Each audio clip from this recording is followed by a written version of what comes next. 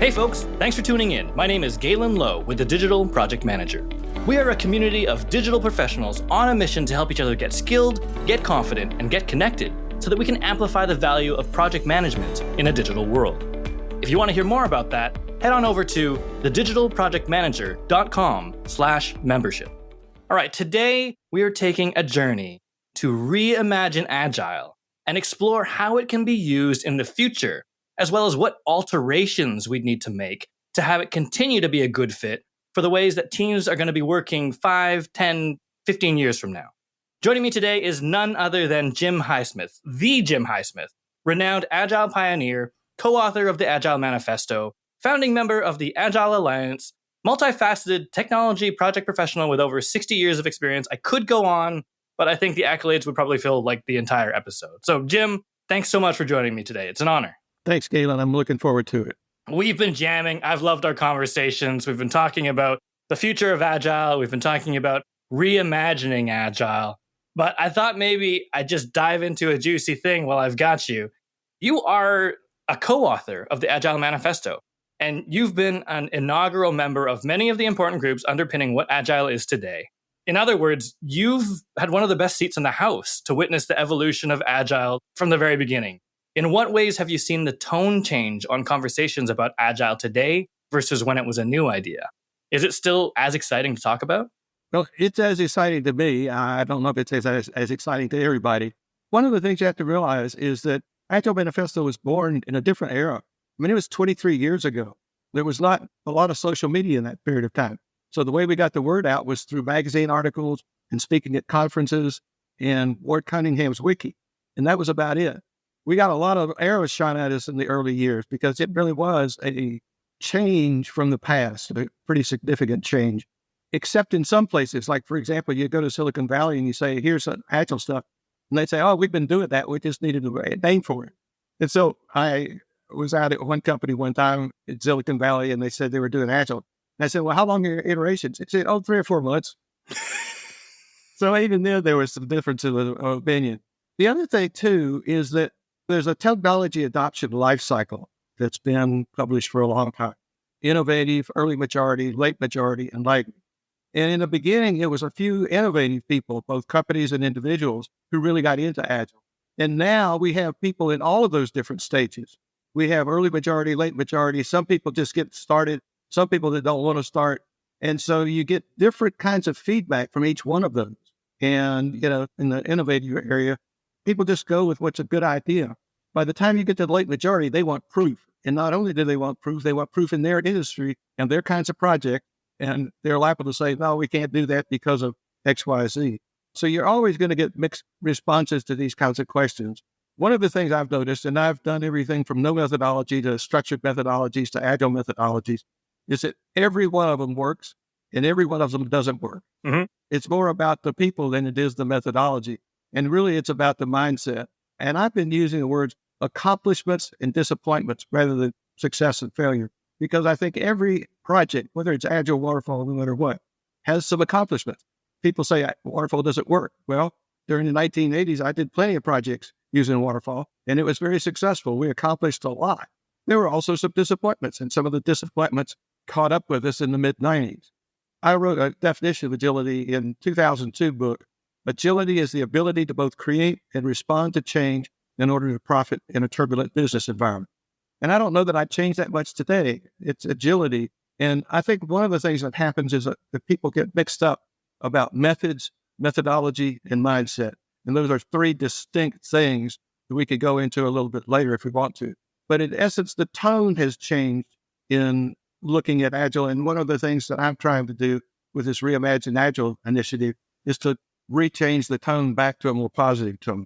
I really like that angle of it's not just the early adopting crowd now. You have this spectrum of people who are lagging and who are sort of late to adopt. And the proof that they need and the burden of proof is different now than when it was before. And I love what you're saying about the fact that the world keeps turning. Agility is seen as valuable these days, but it doesn't mean that Waterfall doesn't work anymore. It just might have a different sort of purpose or focus, or you can expect different disappointments and accomplishments from them but it doesn't mean that they are out of date. One of the things that I think has gotten lost sometimes is the fact that you need to look at projects in the context of those projects, particularly around uncertainty. So, for example, a project like the Webb Telescope project is very different from doing an app on your iPhone in terms of the use case. And you have to understand that when you go to manage a project in particular. I love that you use that example because we often go to like these sort of aeronautical space examples because in a world of software and you have, continuous integration, you're deploying all the time, it's relatively easy. I'm not going to say it's easy, but it's certainly a lot easier than shooting a shuttle up to the space station for a resupply mission or to fix a thing, a piece of equipment that wasn't working the way you had expected. And you need to plan differently and you need to budget differently and you need to just think about that project differently. Yeah, it's interesting you say aerospace because one of the things I had years ago in the early 2000s, I had a discussion with the Secretary of the Air Force. And she had read my first book. And she was saying, in building aerospace projects, maybe we need to have iterations. Maybe they can be a year or 2 years. So she used the idea of adaptive development in one of her speeches. And so it's not that all aerospace projects have to be waterfall, but they can be somewhat adaptive and agile. And I think that's an important piece to remind ourselves of. Earlier, I scoffed at this sort of notion of a 3 to 4 month sprint, but sometimes in the grand scheme of things, that is nimble, that is fast, that is like a very quick rotation to get results, learn from it, and make sure you don't go 15 years building the wrong thing. It's still the right mindset, even if, I think just coming back to what you said earlier, and if I'm picking up what you're putting down, there's the methods, there's the methodologies and the mindsets, and we get them mixed up all the time. Sometimes we want some of these mindsets to have all of these like codified rules and things, rules that you don't break. But really, it's actually just a way of thinking about it to avoid some of the other disappointments that would have come along with doing things a different way. I mean, you can take any of the practices, say sprint planning, and you can burden them with documentation and meetings, and they can become very prescriptive, or they can be adaptive. So you can take the same practice, and depending on how you approach it, it's going to be more prescriptive or more adaptive. All of the benefits that people herald about a thing, anything, not just Agile, could also just be their downfall. It could become untrue in the wrong hands. And the other thing, too, is that with the arrival of social media, the 10% have a louder voice than the 90%. And that 10% like to be negative. I don't know if you remember the name Spiro Agnew, but he was the vice president under Dick Nixon. Mm-hmm. He was famous for a phrase, the nattering nabobs of negativity. And I thought about that when I was getting ready for this. I said, that's the problem with, 10% of the people on some of these social mediums is their nabobs of negativity. It's funny, and I'm glad you mentioned social media because a lot of people's introduction to Agile these days is through controversy, is through somebody on Reddit or somebody on social media, usually from a negative lens, one way or the other. Why are people still using waterfall? Or what's the big deal about Agile? It never works. And they're coming at it from these like really extreme sort of polar ends of things. And to your point now, like they are loud, right? It's not like just the handful of people who listen to that radio program or saw that billboard or read that academic paper. It's like everyone practically, it shows up in their feed. They're sort of getting these sort of impressions into their head. But coming back to your example, like in politics, this is a project methodology. Like you wouldn't think it's so controversial and contentious, but it is. And like we've been arguing about it. It appears to be 20 plus years of us arguing passionately about whether Agile is good or not. And I think we're still arguing about it. And I'm like, why are we still arguing about it? And like, why is it so contentious? And why haven't we quite gotten over it in like 20 odd years? Right. And some people, for example, I saw a post on LinkedIn earlier in the spring, and it was talking about the problems with Agile approaches. And it talked about the fact there was no documentation. And there were several others like that. And I said, we answered those questions 20 years ago. Where have you been? And so one of the things I was just happened about a month ago, I was looking through my project management book. It was published in 2009, Agile Project Management. And I happened to notice a chart in there that I had forgotten about documentation. And I thought, well, okay, this is something that I looked at a more balanced approach to documentation and gave some guidelines. And so I posted it on the internet, just like it was. I didn't modify it. I didn't change it at all. And it got 66,000 impressions and 96 reposts. And something I thought that was not that interesting. Documentation guidelines. It shows you that there are a lot of people out there who are looking for good, balanced information away from the extremes. I'll say that, but I'll also say we needed the extremes back in the day because we needed to look at the boundaries. So, for example, documentation. Maybe in the day, somebody said, let's try no documentation. Nobody really means that. What we were talking about was documentation had replaced communication and collaboration. What was a fallout from the waterfall was you got organizations that followed the waterfall. So you had a requirements group, you had a design group, you had a programming group, you had a testing group. And the communication between them was all documentation. And so there wasn't this collaboration, there wasn't this interactive communication back then. And that's what we were trying to get away from is the essence of you wanted the documentation to supplement your collaboration, not the other way around. It's funny because we talk in language like, the agile revolution, big change, upheaval. You're right. I mean, lots of time has passed and we don't quite sort of appreciate the push that was needed then.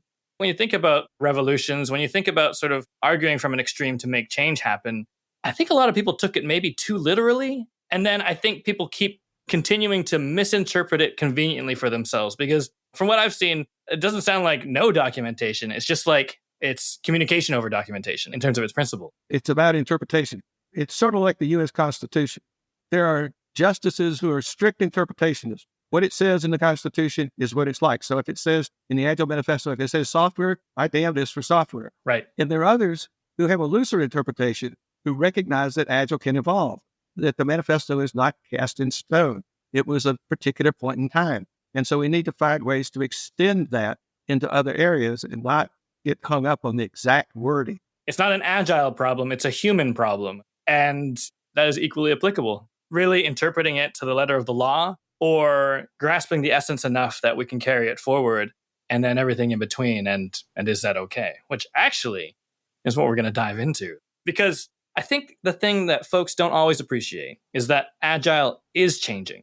I think you've seen that. I'm just wondering, what are some emerging trends or practices in agile project management that have caught your eye recently? It's interesting that I think there's some people out there who are doing the extensions to the basic agile approach. So, for example, in 2004, 2005, as we started up the agile conferences, I was concerned because there was so much negativism in the agile community towards project management.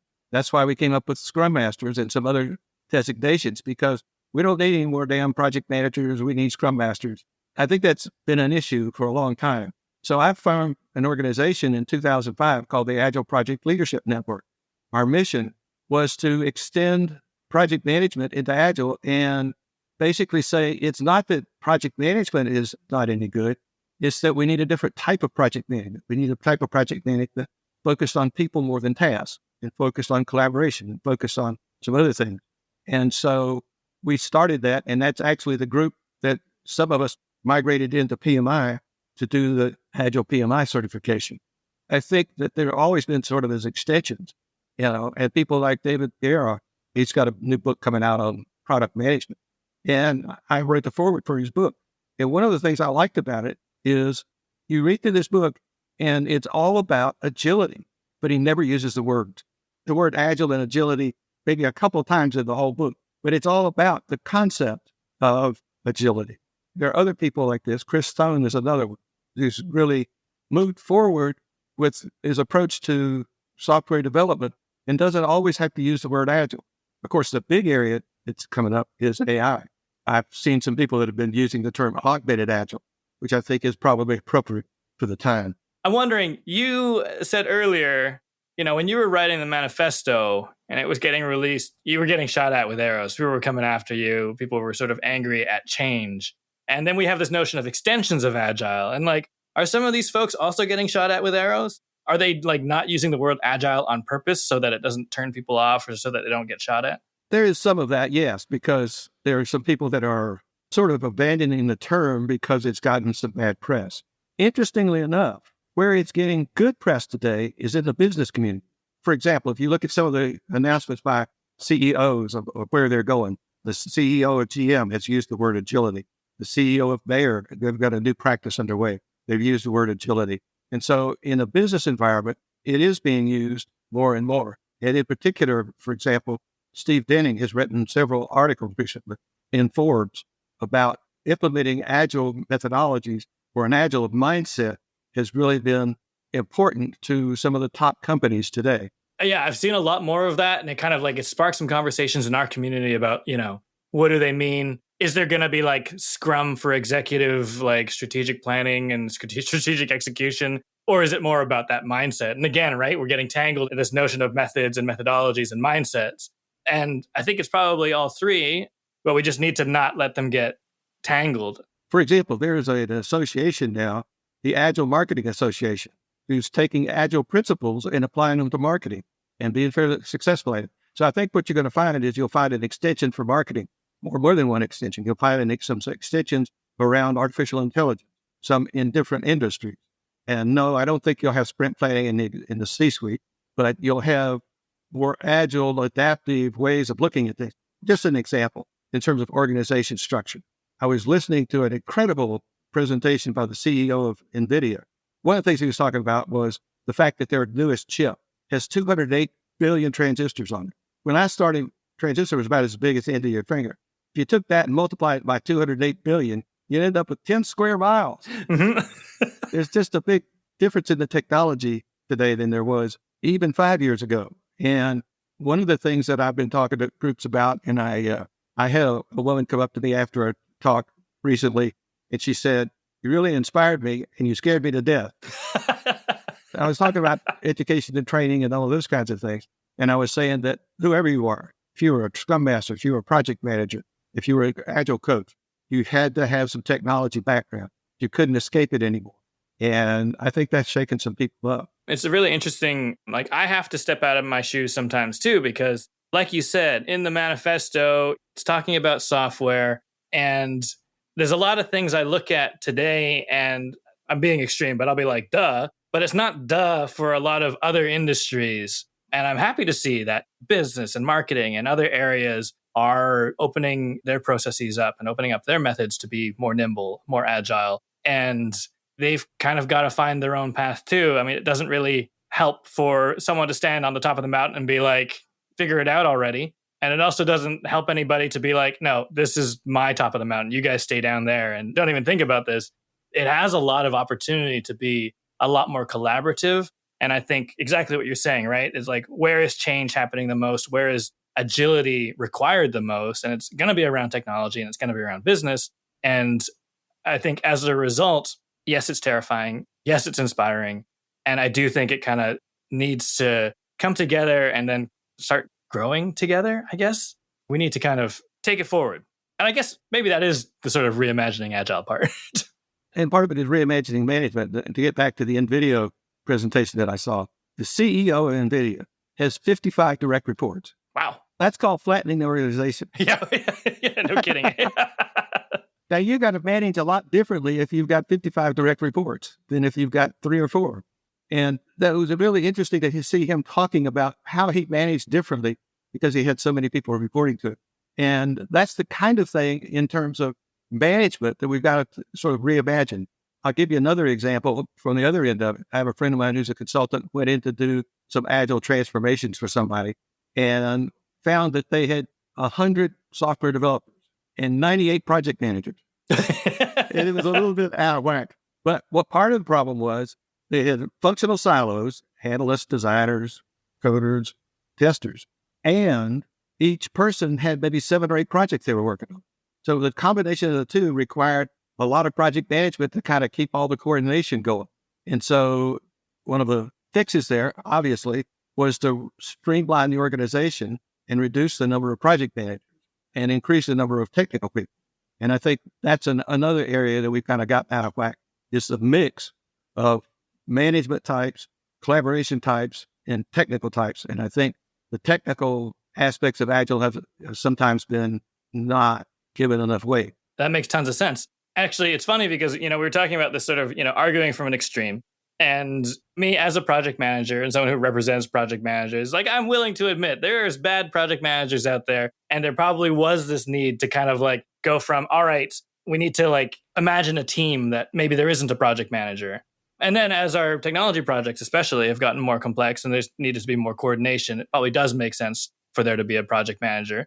And then I guess the other middle ground is like, it might not just be the roles clashing as much as it is in all of the like social media, like all the memes and things like that, and people sort of venting.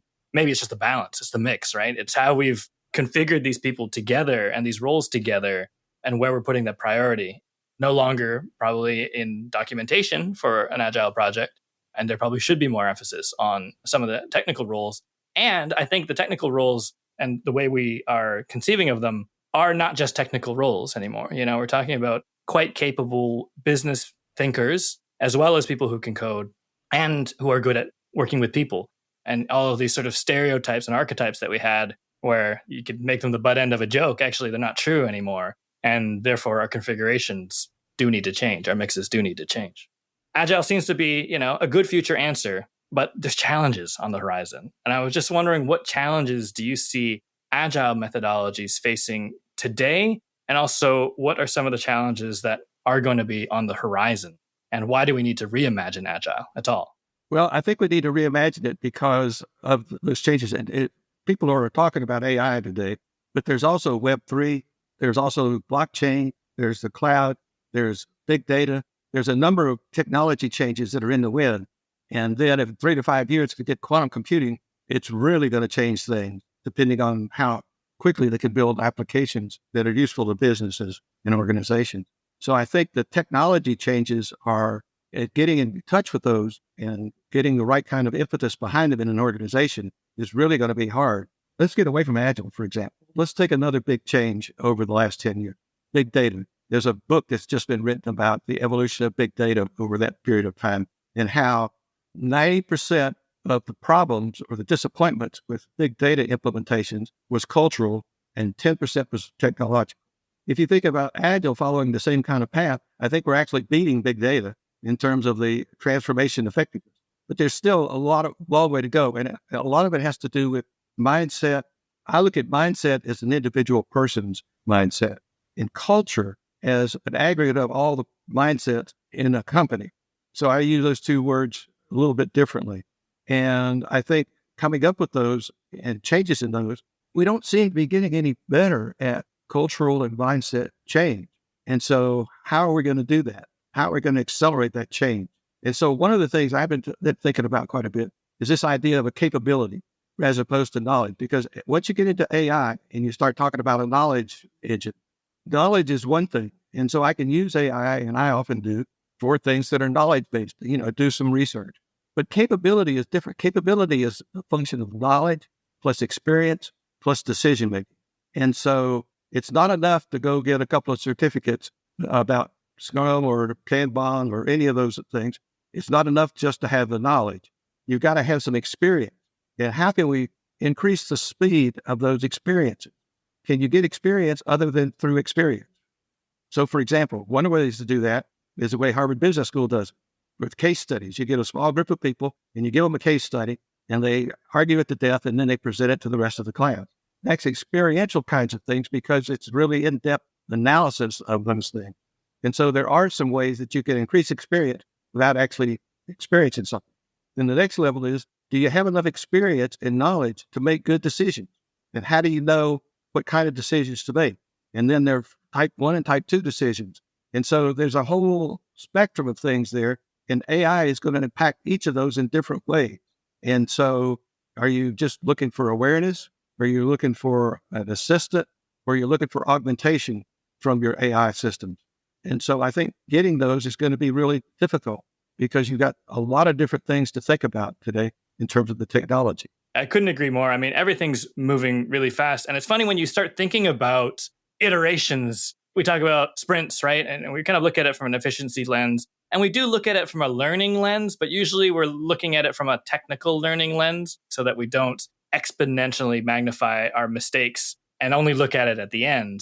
But arguably the sort of like learn fast, fail fast mindset is for us. It's actually for humans so that we can actually be learning quite deliberately every time. And I know that doesn't quite hit the nail on the head in terms of like getting experience without getting experience, but we can also use our short bursts of experiences to learn as much as we can from it and be reflective about it so that we can sort of get better as humans and actually get better at I think you hit the nail on the head when you said, like, it's not usually the technology. It's like we haven't gotten good at cultural change. The actual controversy around agile anything, part of it's just like, yeah, getting in the weeds about interpretation. But a lot of it is just resistance to change that seems like it's jumping from a place of lots of structure and security and predictability into an area where it's a little bit looser and more ambiguous and unknown. And I think it's that human mechanism that sometimes makes people resistant to something like agile. There's something to be said for iterations in terms of learning. Let's take a project that's going to take a year, and you do it as a waterfall project. You get to do requirements definition once, design once, programming once. You get to do testing once. If you do it in an agile fashion, let's say you do it monthly releases, you get to go through all of those learning cycles 12 times as opposed to one time. And so it encourages that learning process. And one of the things that I despair of a little bit is something I'll call prescriptive agility, which is an oxymoron, but that's where some people get. They get into, let's do these 6 things, and you have to do these 6 things, and you have to measure it this way. And it becomes prescriptive. And if you're prescriptive with agility, you'll never learn enough to get good experience and then modify what you're doing. And so, as opposed to what I call adaptive agility, which is the way it should be, and I shouldn't need the modifier, but I do sometimes these days. And so I think this idea of prescriptive agility is what a lot of people in the industry are complaining about. And the other part of that is agility, agile methodologies have spread wide. And as Jerry Weinberg used to say, his law of raspberry jam, the wider you spread it, the thinner it gets. At the edges out here, we have people that have been to a 2-day Scrum Master course teaching Scrum Master. Yeah. And so naturally, you're going to have some issues there. It's something that, I'm glad we didn't keep it in a bottle, right? Hog it for ourselves. But at the same time, yeah, when something is widespread, it is subject to bad actors. Sometimes just people who don't know that they're bad actors doing a bad thing, just kind of misrepresenting or mispracticing, misinterpreting, and it gets a little diluted. I think that is a challenge area. Returning back to, your mission on sort of reimagining agile, like I can see the need for it. I guess the next question is just how? What strategies have you been working on, or that do you envision for addressing some of the challenges ahead? Well, one of the things that we've done is we've set up a reimagining agile initiative. There's a core group of, we call ourselves the launch group. We're only trying to launch this thing. We're not trying to manage it. And so we've got a website, and we're doing several presentations coming up at different conferences on reimagining agile, back to basics, which is kind of the mindset stuff, and then forward to the future. How are we going to manage that? How are we going to make it go forward in the future? And then I'm involved in a conference in Portugal in September, which is looking at management reimagination. Not only how do we do agile development in an AI environment, but how do we do leadership and management in an AI environment? I'm involved in some experimentation processes there because it's not straightforward. We're at the height of the hype cycle right now. You got to be careful what you try to do. I think as we move forward with agile, as I said earlier, I kind of like the term augmented agile. I mean, there's no question it's going to impact each of the areas of software development differently, all the way from programming and testing, all the way up defining requirements. And so it's going to change. And I think if you try to think about the same practices, you're going to be in trouble.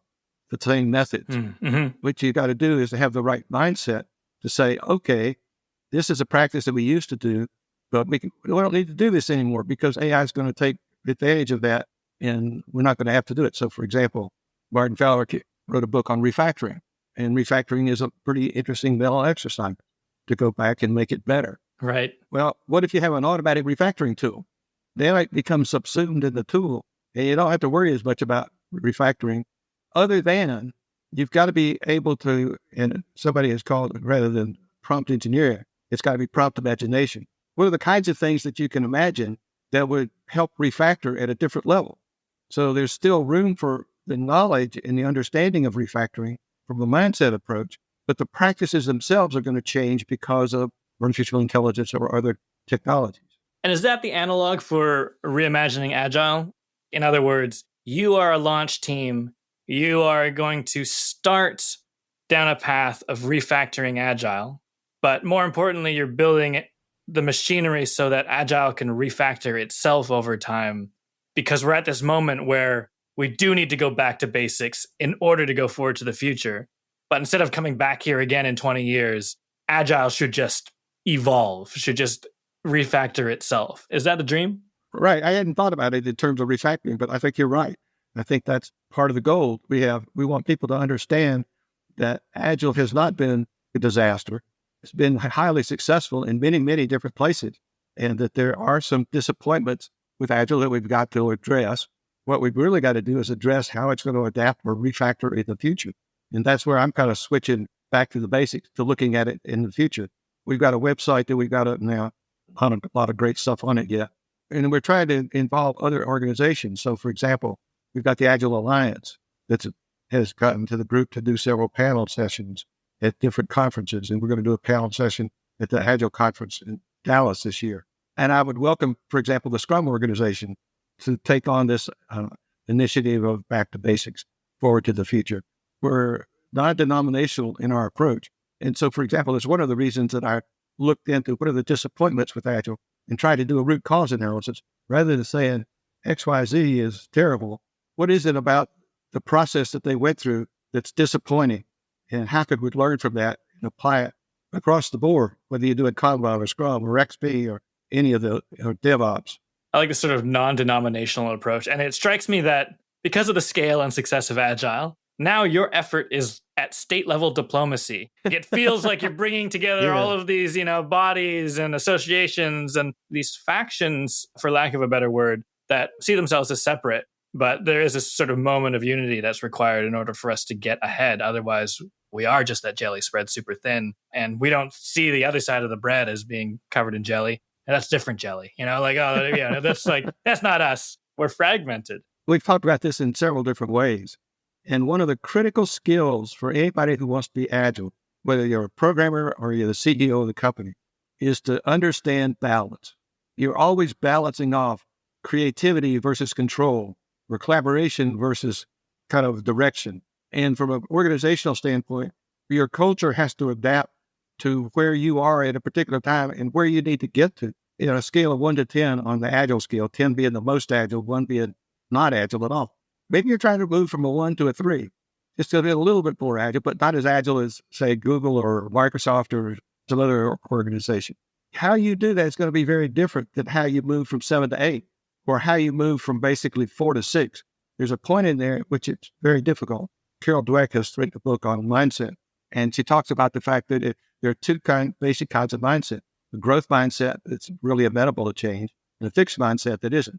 And you need some of both. But unfortunately, what happens in big organizations over time is you get a much higher percentage of fixed than growth. And that's a very hard change to make. It means that if you're at a 1 and you want to move to a 3 or 4, you may need to think about some of those fixed mindset people and whether they are really going to restrict your ability to move. And do you have enough growth mindset people to make that?